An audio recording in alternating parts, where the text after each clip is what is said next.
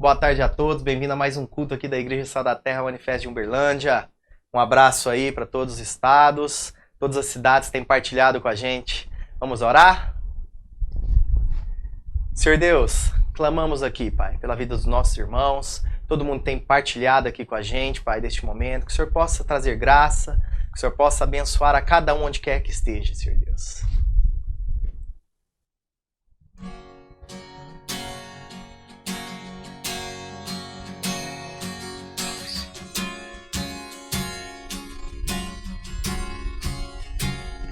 Teu abraço em meio à noite me alcançou.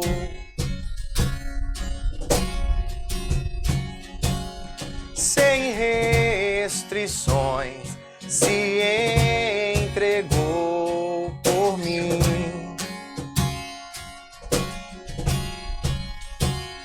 E quando te vejo, não há mais o que dizer. Pois não há outro que me conhece igual a ti, Deus. Volto os meus olhos pra tua presença, deixo tua glória ganha forma em mim,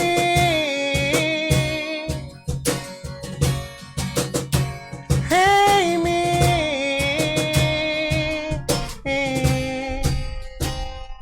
Bem melhor que a vida é o teu amor.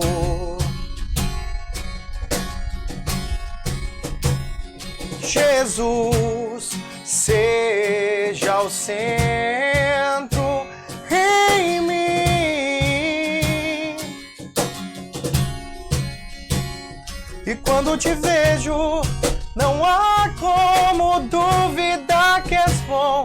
E quando clamamos teu nome, tu vem.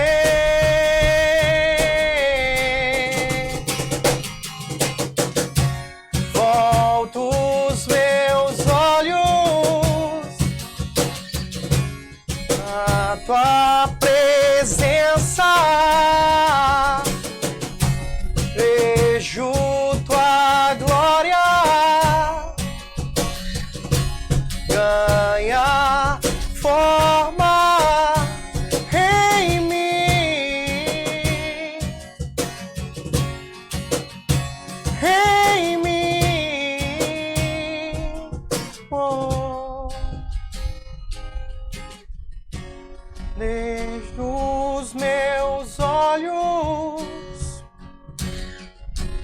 pra tua presença, deixo tua glória ganha forma em mim, em mim. Oh.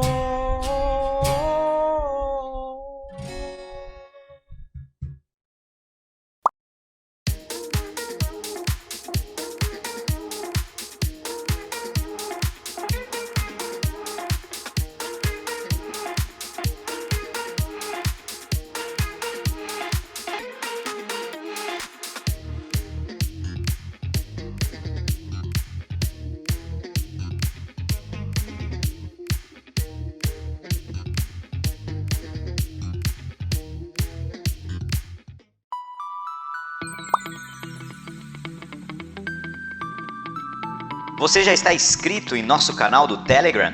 Continuaremos utilizando a lista de transmissão do WhatsApp, mas além de limitada no número de participantes, misteriosamente algumas mensagens não são entregues. Acesse o endereço abaixo e inscreva-se em nosso novo canal de comunicação. O controle sobre o recebimento de mensagens é maior, sua privacidade garantida e você terá a certeza de ser informado de toda a nossa programação. Olá, sejam bem-vindos a mais um culto online da Igreja Sal da Terra Manifesto, domingo 28 de novembro de 2021. Seu culto que acontece sempre online às 17 horas nas plataformas do YouTube, Facebook e do Instagram, quando é possível, né? Eu tenho transmitido isso nos meus perfis pessoais e alguns dos meus perfis estão sofrendo algum tipo de restrição. Mas no YouTube estamos todas as semanas. Sejam bem-vindos mais uma vez. Antes da gente entrar na temática proposta para hoje, aquilo que nós trabalhamos através do estudo bíblico ao longo dessa semana, que eu possa dar os avisos para que você fique ligado em tudo aquilo que nós estamos fazendo como comunidade. Os avisos são os mesmos de sempre, não tem novidade nenhuma, mas é sempre bom relembrar tudo isso. O primeiro deles, com relação aos nossos pequenos grupos, né? Se você não faz parte de um pequeno grupo, recomendo a você... Opa, errei aqui na hora de mandar o negócio. Vamos lá, aqui. Se você não faz parte de um pequeno grupo, recomendo fortemente para você que venha saber mais sobre isso. Você acessa este endereço aqui, ó, pg.saldaterra.org. Lá tem informação a respeito dos nossos pequenos grupos, dias, horários, perfis para que você possa vir participar. Não dá para a gente amadurecer no conhecimento da palavra de Deus vivendo apenas de uma pregação que é de uma via só, onde eu estou aqui falando para você e você não consegue interagir, né? São 3 elementos da caminhada de fé que são extremamente importantes. A pregação da palavra, aí sim é algo objetivo.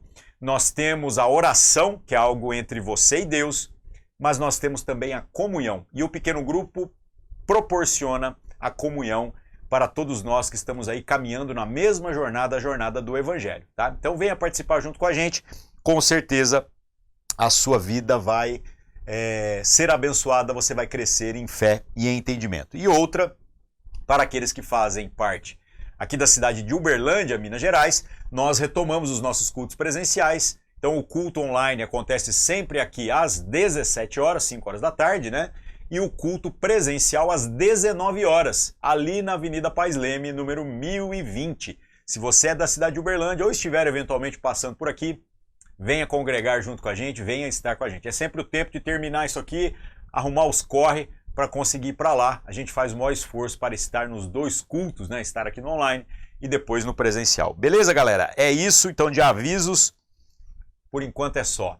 Vamos para o tema de hoje. Um tema que parece clichê, que parece óbvio, parece ser daqueles que você já viu 1 milhão de pregações, mas eu tenho certeza que quando a gente vai para a palavra de Deus e tenta mastigar, e a gente ora, e a gente busca um discernimento claro acerca daquilo que é a coerência desse texto com toda a Escritura, nós somos edificados. O Senhor Deus fala com a gente e Ele fala com você. É por isso que a gente sempre cita a importância de ler e estudar as Escrituras, porque não dá para que eu resolva todo o seu problema no que se refere a amadurecer e a compreender as coisas com maior profundidade, né? Eu sou tremendamente abençoado quando estou estudando a palavra de Deus junto com outras pessoas, mesmo pessoas que podem achar que não têm tanto conhecimento, ou pessoas que às vezes manuseiam a Bíblia ainda como um iniciante, né?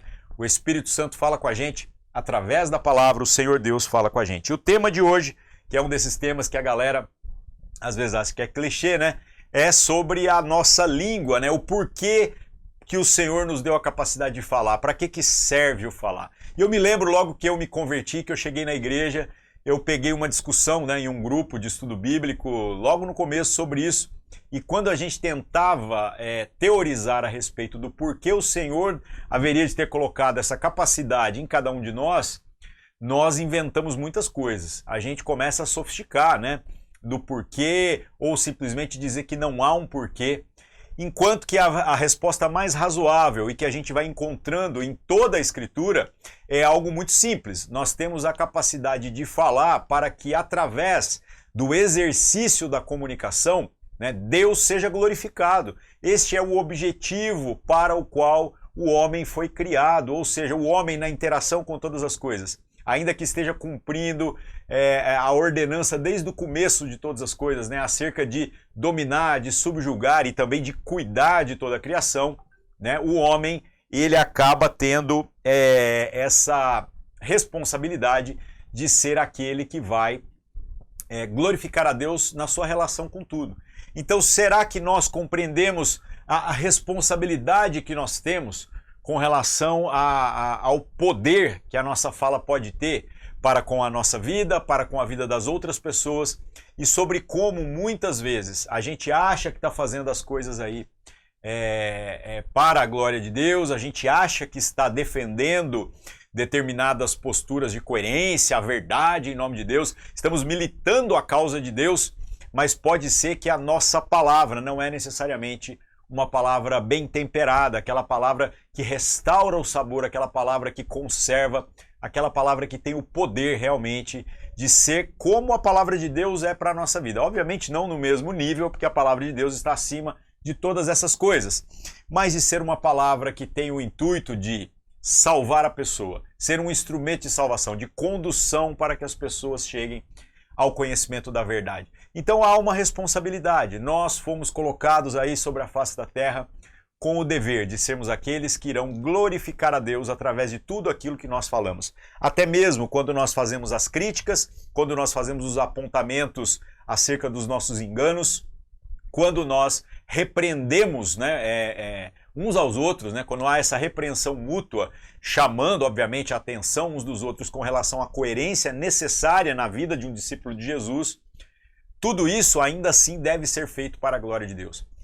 Não cabe, se você parar para pensar, o super sincero no reino de Deus, na perspectiva de a gente acreditar que eu preciso vomitar a verdade de qualquer maneira e que no final das contas a minha sinceridade é o que realmente importa. Por que eu estou falando isso? Porque a gente vê que muitos homens foram até mesmo na jornada de Deus experimentados exatamente quando isso era o que custava a eles, isso é o que doía neles. Um exemplo clássico, aquele que eu cito, que eu falo que é o meu profeta preferido do Antigo Testamento, o profeta Jonas. O profeta Jonas é levantado por Deus para trazer uma notícia para um povo que é ruim mesmo, que ele acredita que não é digno da misericórdia de Deus, mas no fundo, ele sabe que se o Senhor mandou um profeta até lá é porque o Senhor gostaria de manifestar a sua misericórdia. Só que aí o que acontece? Jonas tenta fugir, por fim Jonas cede e chega ao lugar aonde o Senhor deseja que ele estivesse, e aí ele anuncia a mensagem de muita má vontade e literalmente senta para assistir a catástrofe. Só que o Senhor manifesta a sua misericórdia, o arrependimento alcança aquela cidade, uma verdadeira obra de transformação acontece. E aí então você vê o intuito de toda essa obra, que não é apenas sobre como o Senhor manifesta a sua misericórdia, chama os homens ao arrependimento, mas sobre como o profeta, mesmo sendo aquele que está incumbido da palavra de Deus, da missão de levar essa palavra, um chamado à coerência e ao arrependimento para as outras pessoas, nós precisamos aprender a termos compaixão. E eu não estou falando para que a gente tenha compaixão na perspectiva em que a gente vá baixando o padrão e comece a se conformar em achar que todo sofrimento, de certo modo, purifica a pessoa. Isso é bobagem, isso é besteira. Todos nós, não importa qual ser humano sobre a face da terra, um bebê que acabou de nascer ou a pessoa que viveu lá 100 anos no mais absurdo da prática do pecado. Se as consequências temporais são diferentes, as consequências eternas daqueles que não reconhecem o senhorio de Cristo sobre a sua vida e não são alcançados por essa graça, porque o bebê ele não tem a possibilidade racional de reconhecer o senhorio de Cristo, mas ele é alcançado por essa graça. Então, se estas pessoas não forem alcançadas por essa graça, que nos leva a viver debaixo do senhorio de Cristo, a verdade é que não há salvação para ninguém, para absolutamente ninguém. Então, o sofrimento que as pessoas estão experimentando, não acredite que isso seja um ticket, seja um passe livre, uma carteirinha onde o cara vai conseguir entrar no céu simplesmente porque ele passou por dificuldades nessa vida. Toda dificuldade que a gente vem passar nessa vida, nessa existência, acaba que é consequência do próprio pecado, da existência do pecado na humanidade. Então nós não somos inocentes, somos nós mesmos que infligimos as dores uns sobre os outros, e o final de todas essas pessoas que não reconhecem essa miséria, não reconhecem essa condição terrível, é o inferno. É literalmente estar apartado de Deus para a eternidade, na perspectiva de não estar mais sendo alcançado por sua graça, mas apenas por sua ira, apenas pelo juízo do Senhor.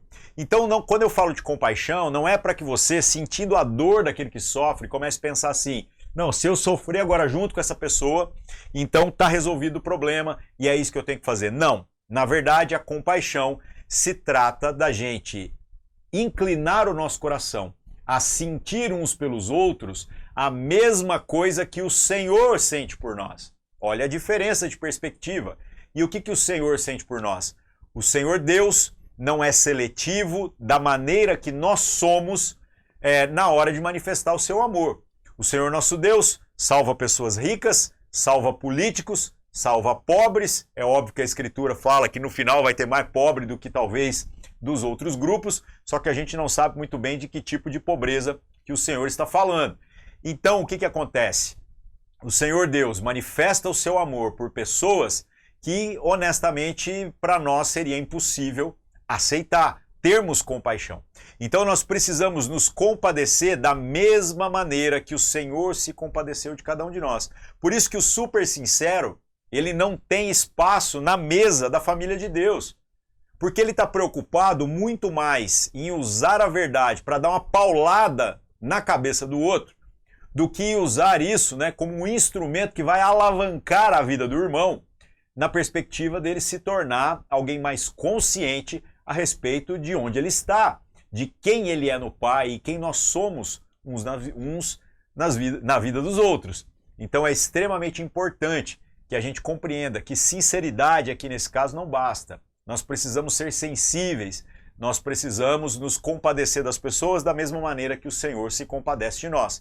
E como é a compaixão do Senhor por nós? É muito simples. Nós damos todos os motivos para que o Senhor fale a nosso respeito, coisas que não são convenientes para nós e muito menos agradáveis. Imagina o Senhor Deus agora, neste momento, olhando para você e sem filtro algum, enxergando o seu coração, as suas obras, tudo que você aprontou ao longo dessa semana, tudo que fez você chegar ao domingo aí, do jeito que você chegou.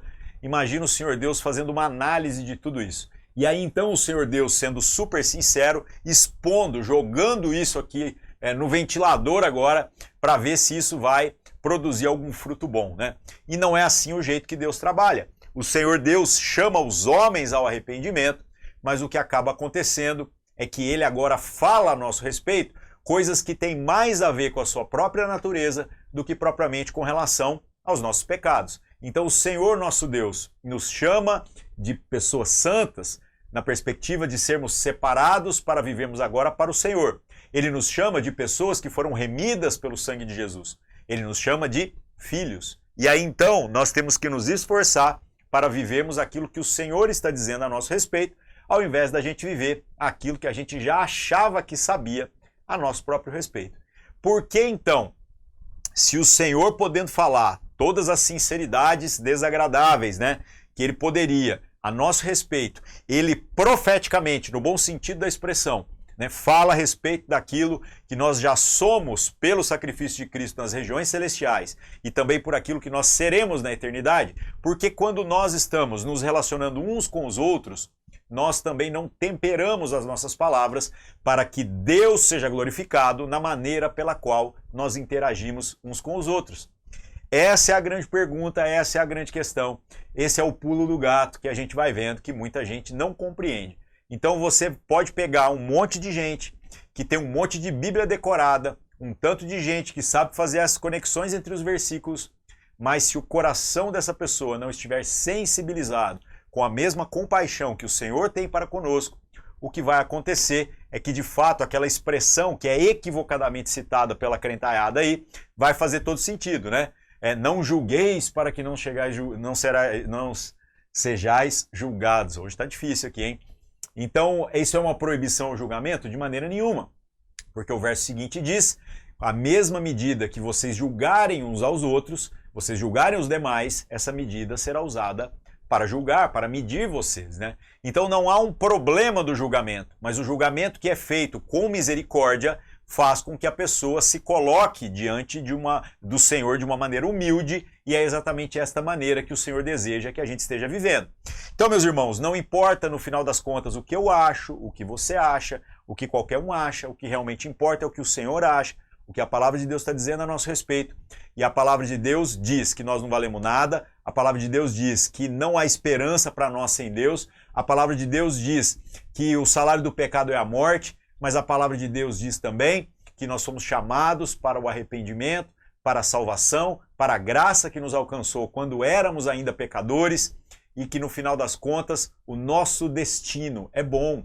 Então nós chegaremos até o lugar onde o Senhor nos prometeu, né? Então, tendo o Senhor já feito tudo que era impossível, será que nós estamos agora comprometidos em viver aquilo que é a parte que nos foi oferecida como nova realidade, a parte possível? E mais, nós estamos agora alinhando todo o nosso ser com esta parte, de modo que as palavras que saem da minha boca sejam uma expressão de glorificar a Deus em tudo aquilo que eu falo, em todas as relações que eu acabo tendo. Então, é simples, nós é que vamos complicando, a gente que vai atrapalhando o processo.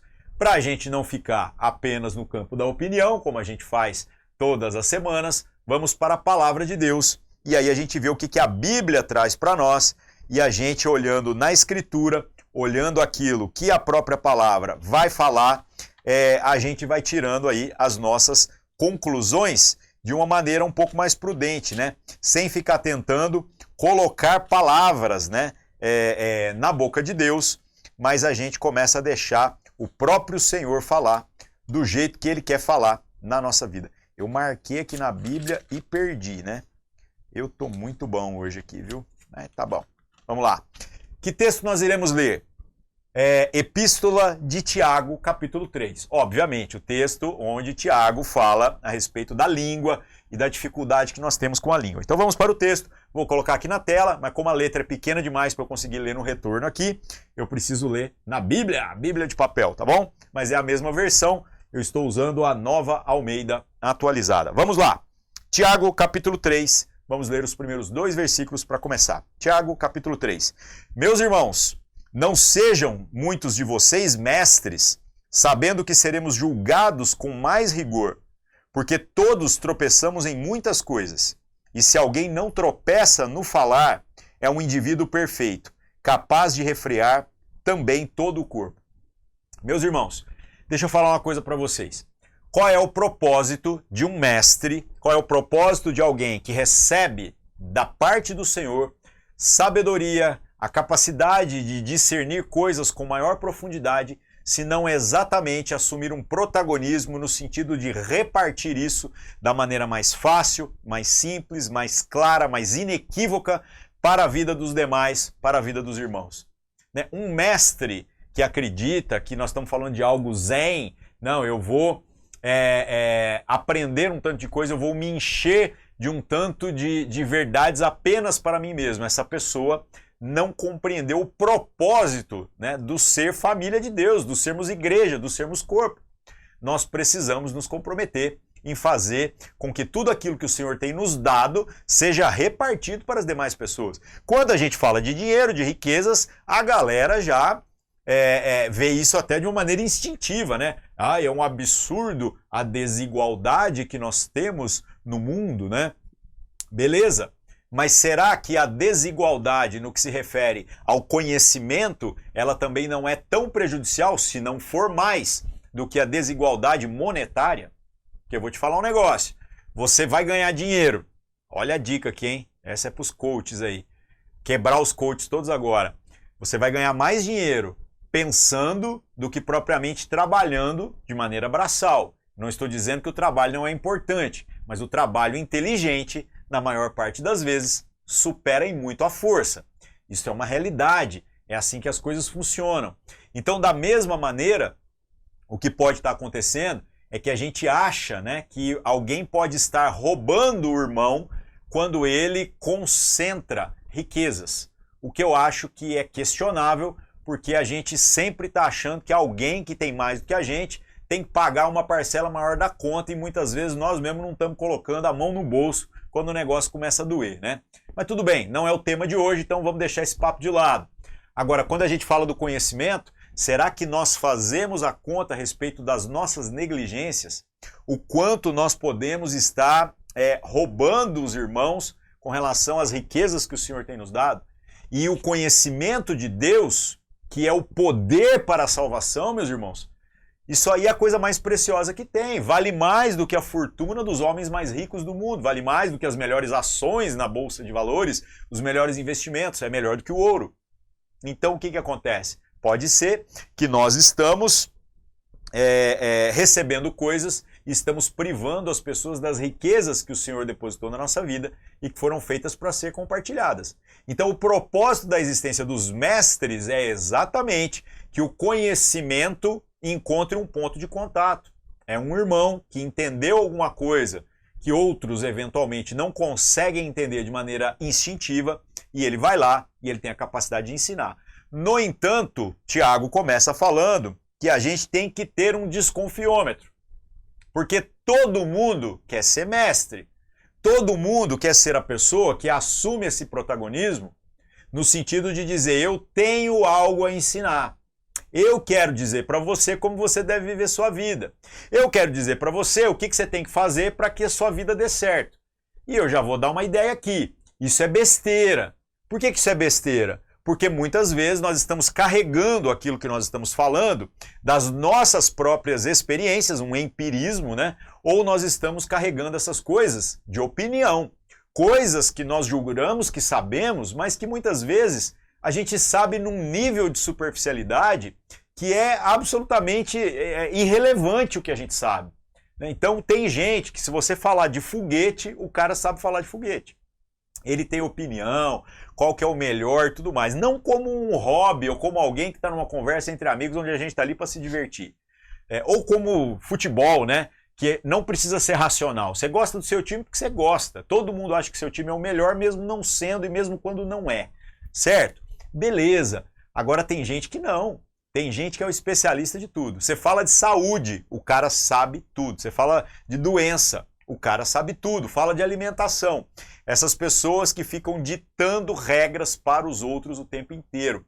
A vida da gente, a jornada da gente vira um inferno, uma coisa desagradável, uma coisa que não dá para suportar. Essa é a realidade que a gente acaba experimentando. Então é muito ruim esse negócio? É ruim demais. Então quem deve ser mestre quando a gente está falando das coisas que realmente são preciosas, a palavra de Deus? O mestre é aquele que primeiro reconhece que ele precisa ser preciso. Na perspectiva, precisa ser preciso, ficou esquisito, né? Ele precisa permitir que a palavra de Deus fale e que ele não interfira no que a própria palavra de Deus fala. Então ele glorifica a Deus porque ele tem um protagonismo onde a sua responsabilidade é falar, mas ele tem que tomar cuidado demais com aquilo que ele fala. Porque senão ele começa a colocar sotaque na palavra de Deus. Ele começa a colocar as suas opiniões e as suas percepções misturadas com aquilo que é a palavra de Deus. E aí então esse cara se torna um falso mestre. Então, verso 1 ainda, né? Sabendo que seremos julgados com mais rigor. Então nós que estamos aqui, né? Que acreditamos que somos mestres em algum nível, né? E que temos alguma coisa para ensinar, nós seremos julgados a começar pelas nossas próprias palavras. E aí no verso 2, todos tropeçamos em algumas coisas. Isso é uma realidade, né? Mas se alguém não tropeça no falar, esse cara com certeza é perfeito. Agora, não ache que não falar nada, como eu falei, você apenas reter as coisas para você, seja não tropeçar. Porque o propósito do mestre é ensinar. Assim como o propósito de um rádio é transmitir a música ou a informação. O propósito da internet é a gente interagir. Não dá para pensar nisso aqui offline, não faz sentido, né? A gente então não precisaria de computador, de câmera e tudo mais, né? Não dá para eu gravar isso aqui e mandar um DVD para sua casa. Não seria conveniente no momento em que nós estamos. Em outros momentos pode até ter sido, tá? Bom, vamos lá. Continuando então, verso 3. Diz assim: ora, se colocamos um freio na boca dos cavalos para que nos obedeçam, também lhe dirigimos o corpo inteiro. Observem igualmente os navios, que sendo tão grandes e impelidos por fortes ventos, são dirigidos por um pequeníssimo leme e levados para onde o piloto quer. O que eu quero fazer uma observação aqui? Qual é o propósito do cavalo nesse texto que está sendo apresentado aqui para nós? O propósito do cavalo é andar, é transportar carga, é puxar a carroça, é fazer aquilo para o qual ele existe. Então não faz sentido cavalo na perspectiva decorativa ou na perspectiva da admiração do belo animal que anda solto, como nos nossos dias, né? A gente está partindo para essa parada. A galera já está achando ruim de gente que grava um vídeo andando a cavalo, porque está judiando o animal porque está subindo nele, né? No contexto bíblico em que esse texto foi citado, a ideia aqui é que o cavalo ele era o principal meio de locomoção para longas distâncias, é o automóvel da época, certo? E aí o que acontece? Você consegue controlar ele usando o freio, né? Usando ali o negócio preso na boca, ou seja, controlando a boca dele, você faz com que ele te obedeça, ele vá para o lugar onde você quer ir. E depois cito o exemplo aqui, né, com relação aos navios, que independente do tamanho do navio, o leme, né, que no final vai definir a direção no qual este navio vai ser conduzido, e os barcos aqui eram a vela, né, então o vento pode fazer força o tanto que for, se o leme vira, o negócio vira. Então o que acontece? Esses grandes navios, dependendo do tamanho do navio, eles são conduzidos por esse pequeno leme. A grande ideia aqui é a seguinte, qual é o propósito da língua? Qual é o propósito do falar? Falar, comunicar. Então não dá para pensar em deixar o cavalo preso ou em deixar o barco atracado. Nós fomos feitos para interagirmos uns com os outros. Nós temos a capacidade de falar para que a gente fale. No entanto, nós precisamos deste controle. Nós precisamos aprender a colocar freio na nossa própria língua, porque senão outro terá que fazer isso. Senão o próprio Deus terá que fazer isso conosco. Nós precisamos aprender a conduzir a nossa vida, começando pelo leme, né? Então, antes da gente preocupar com toda a potência das velas que vão fazer com que a gente navegue a todo vapor, é extremamente importante que a gente comece pelo leme. Porque senão o vento vai soprando e vai te levando de maneira desordenada por caminhos que não são necessariamente os caminhos que você deveria estar indo, né? Agora, se o leme está bem ajustado, o negócio já começou bem. Olha que coisa legal, né? Então lembre-se, o propósito do cavalo é o transporte, o propósito do leme é dar direção ao navio, o propósito do navio é navegar. Não é ficar atracado, não é pecar por omissão, que é o que a gente enfrenta nos nossos dias.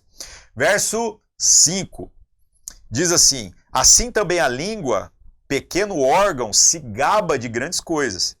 Vejam como uma fagulha incendeia uma grande floresta.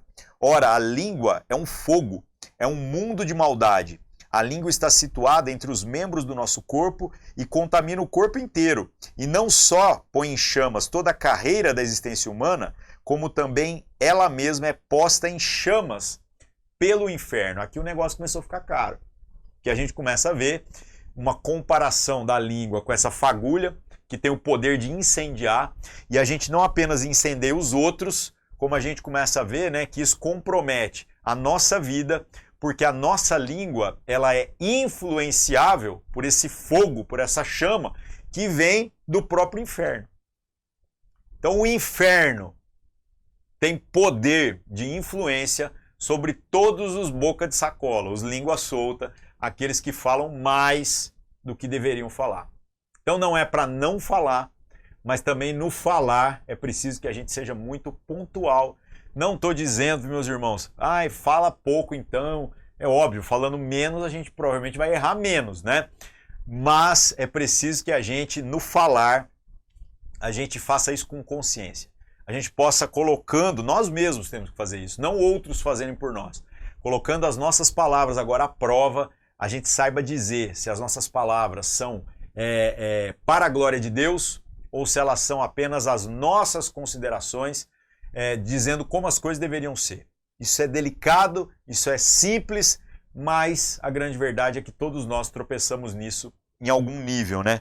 Que coisa problemática. Verso 7 diz assim: pois toda espécie de animais, de aves, de répteis e de seres marinhos se doma e tem sido domada pelos seres humanos, né? Mas a língua ninguém é capaz de domar. É mal incontido, cheio de veneno mortal. Então, uma dica boa. A língua, a gente não domina ela do jeito que a gente gostaria, deveria, ou do jeito que a gente acha que domina. Então nós precisamos fazer com que ela seja um instrumento para a glória de Deus, mais do que apenas aquilo que é um instrumento para a nossa própria glória ou para a expressão das nossas próprias opiniões. Então, quer uma boa dica? Ao invés de você ficar falando tudo que você pensa, que você possa colocar no seu falar e que ocupe espaço na sua vida aquilo que Deus está falando. Então, quando alguém te pede uma opinião, que opinião que você dá? A sua opinião ou a opinião de Deus? A sua opinião é temporal, é passageira. A sua opinião é baseada em um ponto de vista. Agora, a opinião de Deus é eterna. A opinião de Deus é absoluta. Ela era verdade ontem, é hoje e será para sempre. Então, nós precisamos fazer com que o nosso falar esteja profundamente influenciado pelo falar de Deus. Então, será que Deus está falando através da nossa língua, ou será que nós é que estamos tentando falar, jogando a bola e depois botando Deus para correr atrás? É isso que a gente vai vendo, que é um absurdo. É isso que a gente vai vendo, que é uma conta que não fecha, né? Algo que no final nos envergonha e nos faz vítimas daquilo que é a nossa própria língua, né? Muito ruim, né, meus irmãos? E para a gente já partir aqui para encerrar, verso 9 em diante. Diz assim: com ela bendizemos o Senhor e Pai, e também com ela amaldiçoamos as pessoas criadas à semelhança de Deus. De uma só boca procede bênção e maldição. Meus irmãos, isso não deveria ser assim. Por acaso pode jorrar, a fonte jorrar do mesmo lugar água doce e água amarga? É óbvio que não. Sabemos que isso não faz sentido e ainda assim nós acabamos vivendo dessa forma, infelizmente.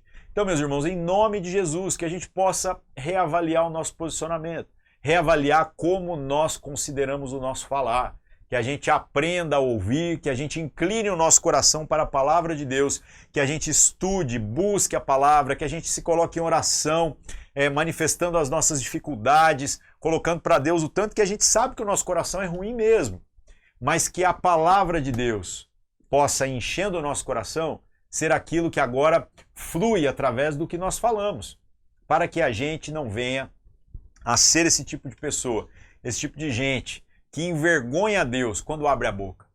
E eu vou te falar um negócio, dá para envergonhar a Deus falando em nome de Deus, né? Dá para envergonhar a Deus falando um tanto de coisa aí que parece bonita, que parece legal, né? Que parece piedosa, parece religiosa, mas nem sempre está alinhada com a essência da verdade, a essência do Evangelho. Então, em nome de Jesus, meus irmãos, que nós possamos nos encher da palavra de Deus e que a nossa boca possa estar alinhada com a palavra de Deus. Se a gente fizer isso, a gente minimiza erros, a gente economiza sofrimento, a gente faz com que a nossa jornada se torne uma jornada de coerência, com que Deus seja glorificado em todas as coisas, com que na nossa maneira agora de caminhar, né, a gente não seja aqueles que vão morrer pelas próprias palavras, que serão constrangidos, como o peixe que morre pela boca. Porque infelizmente é isso que está acontecendo. Uma geração de pessoas que acha que está cheia de verdade. Cada um pega a sua própria opinião, cada um pega a sua própria percepção, pega o seu próprio entendimento e começa a falar dessas coisas como se isso fosse uma verdade absoluta. Como se isso fosse o direcionamento inquestionável. E a gente não faz questão de tentar ter compaixão das pessoas como Deus tem. E nós não fazemos questão de fazer com que as coisas que o Senhor está dizendo a nosso respeito e a respeito dos nossos irmãos se tornem também as palavras que estão na nossa boca. É por isso que nós estamos sofrendo pelas coisas que nós falamos. E que mundo difícil é esse? Onde as redes sociais, né, nos deram voz. Todo mundo hoje tem voz. Nós podemos, mesmo que não seja com a sua língua, que seja com seus dedos, manifestar o falar. E nós podemos falar para as multidões que são os nossos círculos. Somando o estrago que a gente é capaz de produzir, né, a gente consegue literalmente estragar a vida de muita gente manifestando a nossa super sinceridade. Enquanto a gente poderia estar abençoando as pessoas falando do nosso jeito, com o nosso senso de humor, com a nossa característica. Deus te fez para que você expresse isso assim mesmo, mas ainda assim algo alinhado com a vontade de Deus, com a palavra de Deus, para que nós não nos tornemos essas pessoas que tendo encontrado, né, um lugar de fala, que é a expressão da vez aí, né, a gente comece a colocar peso demais naquilo que é fruto da nossa própria sabedoria humana, né? E essa sabedoria humana, infelizmente, não tem nada a ver com a sabedoria divina, a sabedoria de Deus, aquilo que é eterno, aquilo que, como eu já disse, era verdade ontem, é hoje e será para todo sempre. Então, em nome de Jesus, que nós possamos nos colocar em oração agora, reconhecendo a nossa miséria e clamando ao Senhor que cure a nossa língua e encha o nosso coração do claro entendimento da importância de que a gente venha se alimentar continuamente da palavra de Deus, para que esta palavra possa ocupar toda a nossa maneira de interagir uns com os outros. Amém, meus irmãos? Vamos orar. Senhor nosso Deus, em nome de Jesus, mais uma vez nos colocamos na sua presença, reconhecendo a dureza do nosso coração, as incongruências, né, do nosso ser. Nós sabemos, Senhor, que às vezes, sinceramente, com toda sinceridade, o Senhor sabe disso, nós atrapalhamos o mover que o Senhor deseja fazer na vida dos nossos irmãos por conta dessa nossa sinceridade, por conta da gente achar que nós somos aqueles que são os donos da verdade. Senhor, nos perdoa. E que o Senhor nos constranja, que o Teu Espírito nos conduza a uma jornada onde a gente aprenda a valorizar a Tua Palavra. E que nessa busca da Tua Palavra, nós possamos agora experimentar daquilo que vai encher a nossa vida a ponto de transbordar no nosso falar. Porque nós não queremos, Senhor, ser aqueles que vão sofrer esse mais duro juízo e vão ser reprovados.